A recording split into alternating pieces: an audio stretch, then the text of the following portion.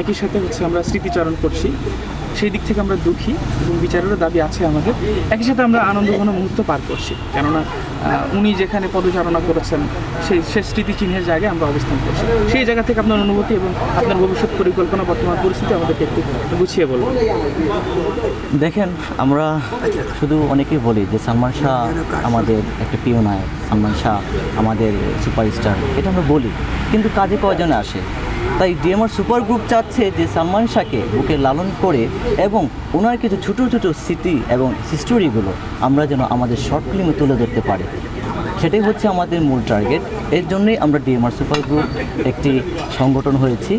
এটা আমাদের ইচ্ছা এবং পথযাত্রা হচ্ছে আমরা চাই সালমান শাহর সমস্ত স্মৃতিগুলো নিয়ে যেন আমরা এগিয়ে যেতে পারি। কারণ আমিও তো সিলেটের সন্তান, সব কিছুর পর সালমান শাহ যেমন সিলেটের সন্তান, আমিও সিলেটের সন্তান।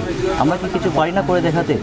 সেটা অবশ্যই, যেহেতু সোশ্যাল মিডিয়া এখন অল্প কিছুতে ভাইরাল হয়, অনেক কিছু হয়, কিন্তু সালমান শাহর কয়টা ইতিহাস আর ভাইরাল হচ্ছে, কিন্তু নতুন করে কিছু আসছে না। তাই আমি চাচ্ছি যে নতুনভাবে যেন কিছু আবার ঘটন হয়, যেন সবাই যেন বলতে পারে না সালমান শাহ এখনও মরেনি, সালমান শাহ জীবিত। যেমন আমি ব্যানার লিখেছি, আমি আছি তোমাদের মধ্যে, বেঁচে আছি। তো এই কথাটা স্মরণ হয়ে থাকবে বলেই ডিএমআর সুপার গ্রুপে অনেক অভিনেতারা আছেন এবং কাজ করতেছেন, সবাই নতুন।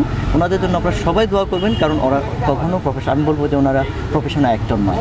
ওনারা আমার ক্যামেরা ফার্স্ট আসতেছে এবং চেষ্টা করে যাচ্ছে যে ভালো কিছু দর্শকদের উপহার দিতে।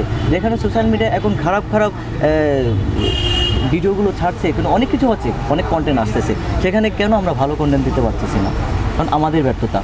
তাই আমাদের এই ডিএমআর সুপার গ্রুপের যাত্রা হচ্ছে সালমান শাহকে বুকে লালন করা এবং সোশ্যাল মিডিয়াকে ভালো কিছু উপহার দেওয়া। Thank you.